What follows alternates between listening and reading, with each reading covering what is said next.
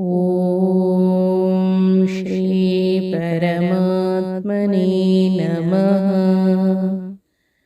ಶ್ರೀ ವಿಷ್ಣು ಸಹಸ್ರನಾಮ ಸ್ತೋತ್ರಂ. ಓಂ ಶ್ರೀ ಗುರುಭ್ಯೋ ನಮಃ. ಹರಿ ಓಂ. ಸಹಸ್ರನಾಮ ವಿವರಣೆ. ಸ್ತೋತ್ರಂ ನವವಿಂಶತಿಃ 29 29. ಭ್ರಾಜಿಷ್ಣುರ್ಭೋಜನಂ ಭೋಕ್ತಾ ಸಹಿಷ್ಣುರ್ಜಗದಾಧಿಜಃ ಅನಘೋ ವಿಜಯೋಜೇತ ವಿಶ್ವಯೋನಿಃ ಪುನರ್ವಸುಃ. 141ನೇ ನಾಮ ಭ್ರಾಜಿಷ್ಣು. ಭ್ರಾಜಿಷ್ಣು ಎಂದರೆ ಬೆಳಕಿನ ಪುಂಜವಾಗಿ ಪ್ರಕಾಶಿಸುವವನು ಎಂದರ್ಥ. ಗೀತೆಯಲ್ಲಿ ಕೃಷ್ಣ ಹೇಳುವಂತೆ ಆದಿತ್ಯಾನಾಮಹಂ ವಿಷ್ಣು ಜ್ಯೋತಿಷಾಂ ರವಿರಂಶುಮಾನ್ ಮರೀಚಿರ್ಮರುರತಾಮಸ್ಮಿ ನಕ್ಷತ್ರಾಣಾಮಹಂ ಶಶಿ. ಅಂದರೆ ರವಿಯಲ್ಲಿ ರವಿಯಾಗಿ ಪ್ರತಿ ಕಿರಣದಲ್ಲಿ ನಾನಿದ್ದೇನೆ ಎಂದರ್ಥ. ಇನ್ನು ಈ ಪದವನ್ನು ಒಡೆದರೆ ಭ್ರ ಪ್ಲಸ್ ವಿಷ್ಣು. ಇಲ್ಲಿ ಭ್ರ ಎಂದರೆ ಭರಣ, ಆದ್ದರಿಂದ ಭ್ರಾಜಿಷ್ಣು ಎಂದರೆ ಎಲ್ಲವನ್ನೂ ಧರಿಸಿದವನು. ಈ ಪದವನ್ನು ಮುಂದಕ್ಕೆ ಒಡೆದರೆ ಭ ಪ್ಲಸ್ ಆಜಿ ಪ್ಲಸ್ ಷ್ಣು. ಇಲ್ಲಿ ಆಜಿ ಎಂದರೆ ಯುದ್ಧ, ಭ ಎಂದರೆ ಗೆಲ್ಲುವಂತೆ ಮಾಡುವವನು, ಷ್ಣು ಎಂದರೆ ಎಲ್ಲರ ಒಳಗೆ ನಿಂತು ಪ್ರೇರಣೆ ಮಾಡುವವ. ಆದ್ದರಿಂದ ಭ್ರಾಜಿಷ್ಣು ಎಂದರೆ ನಮ್ಮೊಳಗೇ ಇರುವ ವೈರಿಗಳಾದ ಕಾಮ, ಕ್ರೋಧ, ಮದ, ಮತ್ಸರ ಇತ್ಯಾದಿ ವೈರಿಗಳ ವಿರುದ್ಧ ಹೋರಾಟದಲ್ಲಿ ನಮಗೆ ಗೆಲುವನ್ನು ತಂದುಕೊಡುವವನು. ಇದು ನಮಗೆ ಭಗವಂತ ಕೊಡುವ ಶಿಕ್ಷಣ. ದೇವತೆಗಳು ನಮ್ಮನ್ನು ಪರೀಕ್ಷೆಗೆ ಒಡ್ಡಿ ನಮಗೆ ಶಿಕ್ಷಣ ಕೊಡುತ್ತಾರೆ. ಇಂತಹ ಪರೀಕ್ಷೆಯಲ್ಲಿ ನಾವು ಉತ್ತೀರ್ಣರಾಗಿ ಹೊರಬರಲು ಭಗವಂತ ನಮಗೆ ಸದಾ ಸಹಕಾರವನ್ನು ಕೊಡುತ್ತಾರೆ. ಆದ್ದರಿಂದ ಇದು ಶಿಕ್ಷೆ ಅಲ್ಲ, ಶಿಕ್ಷಣ. 142ನೇ ನಾಮ ಭೋಜನಂ. ಭಗವಂತ ಅನ್ನವೂ ಹೌದು, ಉಣ್ಣುವವನೂ ಹೌದು.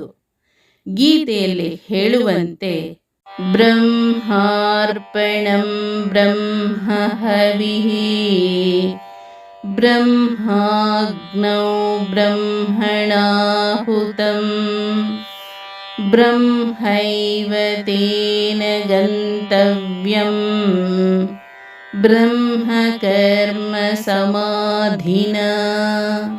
ಅಂದರೆ ಅರ್ಪಣವೂ ಭಗವಂತ, ಅರ್ಪಿಸುವ ಹವ್ಯಸ್ಸು ಭಗವಂತ. ಭಗವಂತನ ಸನ್ನಿಧಾನವಿಲ್ಲದ ಯಾವ ವಸ್ತುವೂ ಇಲ್ಲ. ಅನ್ನವೂ ಭಗವಂತ, ಅನ್ನವನ್ನು ತಿನ್ನುವವನೂ ಭಗವಂತ. ನಮಗೆ ತಿನ್ನುವ ಯೋಗ ಬಂದಿದ್ದೂ ಭಗವಂತನಿಂದ. ಈ ರೀತಿ ಎಲ್ಲರಿಗೂ ಆನಂದವನ್ನು ಕೊಡುವ, ಅಂದರೆ ಭೋಜಯತಿ, ಭಗವಂತನನ್ನು ಭೋಜನಂ ಎನ್ನುತ್ತಾರೆ. ಇಲ್ಲಿ ಅನ್ನ ಎಂದರೆ ಅಕ್ಕಿಯಿಂದ ಮಾಡಿದ ಅನ್ನ ಮಾತ್ರವಲ್ಲ. ಸಂಸ್ಕೃತದಲ್ಲಿ ಅನ್ನ ಎಂದರೆ ತಿನ್ನುವಂತಹ ವಸ್ತು, ಅಂದರೆ ಈಟೆಬಲ್ಸ್ ಎಂದರ್ಥ.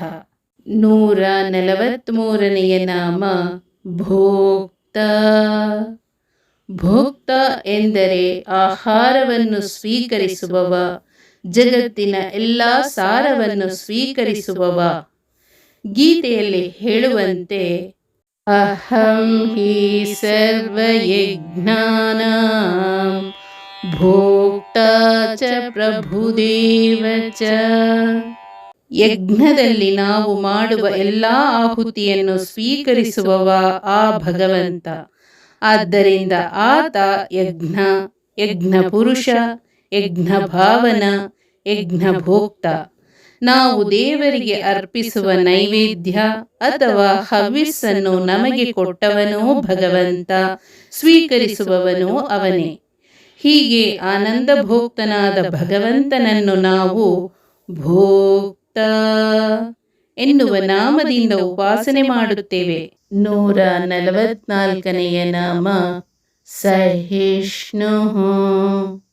ಸಹಿಷ್ಣು ಎಂದರೆ ಸಹನೆ ಉಳ್ಳವನು ಎಂದರ್ಥ. ಯಾವುದಕ್ಕೂ ಮಣಿಯದ ತಾಕತ್ತಿದ್ದರೂ ಇನ್ನೊಬ್ಬರ ತಪ್ಪನ್ನು ಕ್ಷಮಿಸುವ ಮಹತ್ತಾದ ಗುಣವನ್ನು ಸಹಿಷ್ಣು ಎನ್ನುತ್ತಾರೆ. ನಾವು ಮಾಡುವ ಕಾರ್ಯದ ಹಿಂದಿನ ಭಾವ ಪಾಪ ಅಥವಾ ಪುಣ್ಯಗಳನ್ನು ನಿರ್ಧರಿಸುತ್ತದೆ. ಸಾಮಾಜಿಕವಾಗಿ ಕಾಣುವ ಕೆಟ್ಟ ಕೆಲಸವನ್ನು ಮಾಡಿದ ನಮ್ಮ ಭಾವಕ್ಕನುಗುಣವಾಗಿ ನಮ್ಮನ್ನು ಭಗವಂತ ಕ್ಷಮಿಸಿ ಪಾಪದ ಲೇಪದಿಂದ ವಿಮುಕ್ತನಾಗಿಸುತ್ತಾನೆ. ಭಗವಂತ ಸರ್ವಭಕ್ತಾಪರಾಧ ಸಹಿಷ್ಣು. ಆತನ ಕ್ಷಮಾಗುಣಕ್ಕೆ ಅಜಾಮಿಳನ ಕಥೆ ಉತ್ತಮ ದೃಷ್ಟಾಂತ.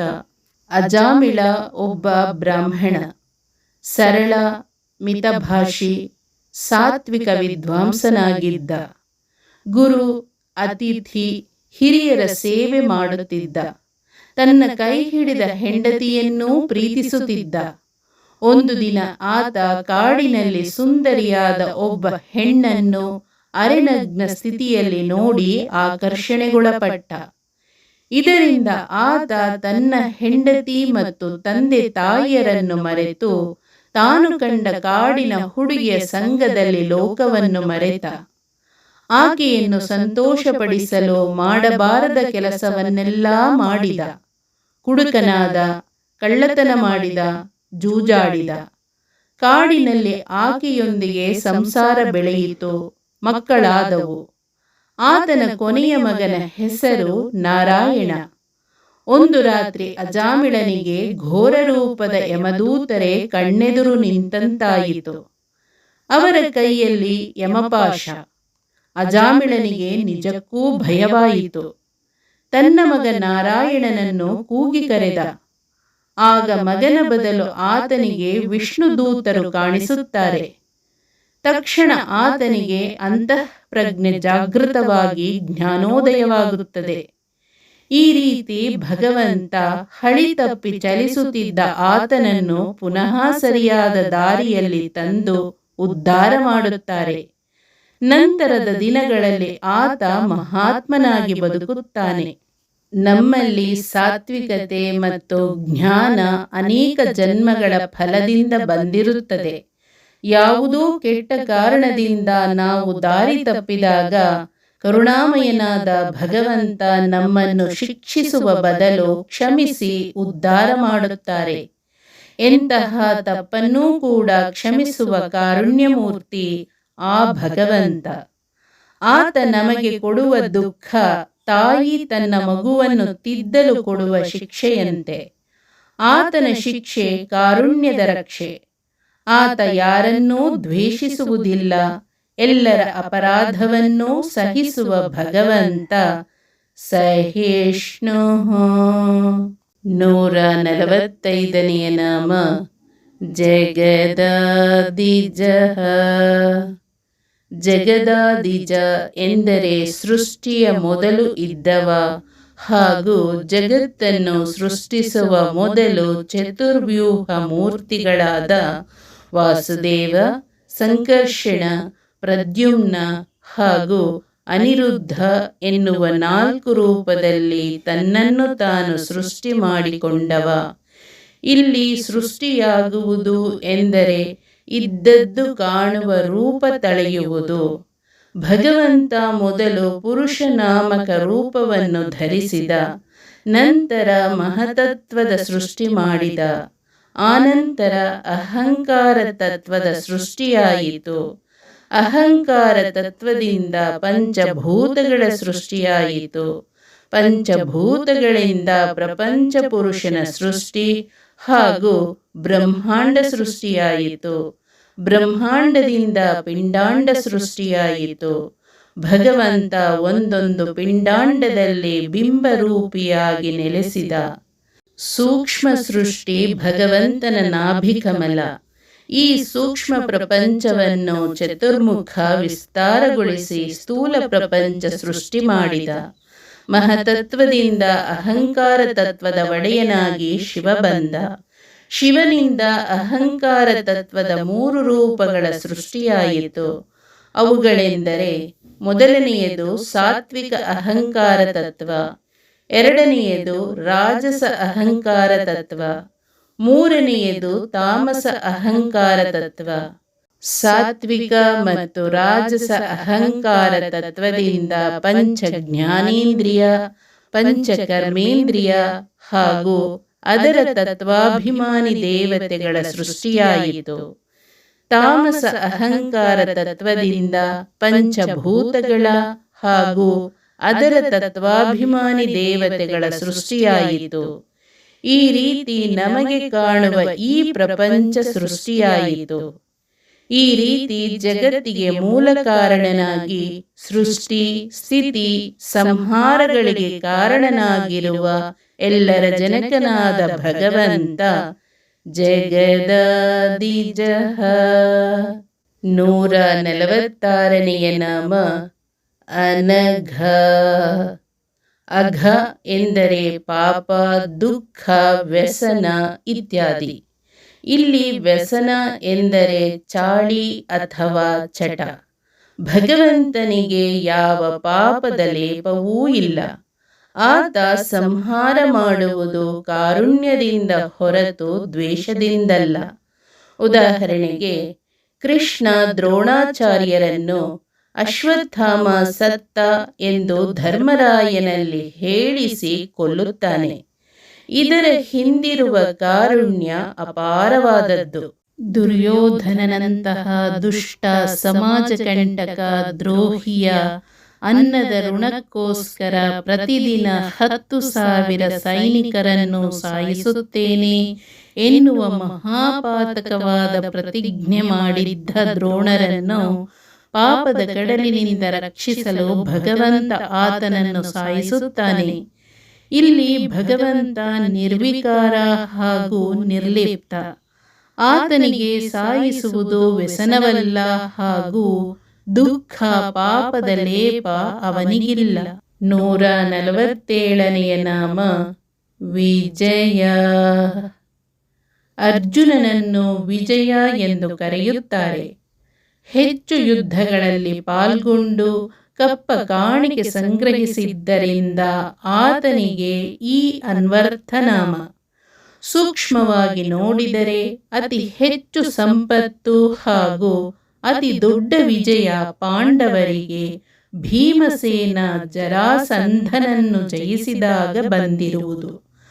ಆದರೂ ರೂಢಿಯಲ್ಲಿ ಅರ್ಜುನನನ್ನು ವಿಜಯ, ಧನಂಜಯ ಎಂದು ಕರೆಯುತ್ತಾರೆ. ಅರ್ಜುನನಲ್ಲಿ ನರನಾಮಕ ಭಗವಂತನ ಸನ್ನಿಧಾನವಿದ್ದುದರಿಂದ ಆಂಜನೇಯ ರೂಪಿ ಪ್ರಾಣದೇವರು ಆತನ ರಥದ ಧ್ವಜದಲ್ಲಿದ್ದುದರಿಂದ ಅರ್ಜುನ ವಿಜಯನಾದ.